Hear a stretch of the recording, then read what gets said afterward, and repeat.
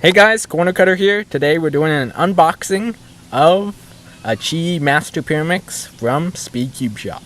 Let's get into it. And here's the Master Pyraminx.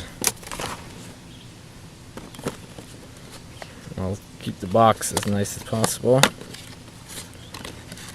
Wow, it looks about the same size as an X-Man bell. First turns, here we go.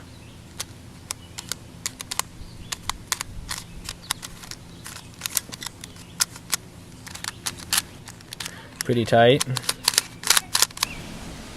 Hey guys, this is after I broke it in and solved it a few times. What I did was I opened up the puzzle.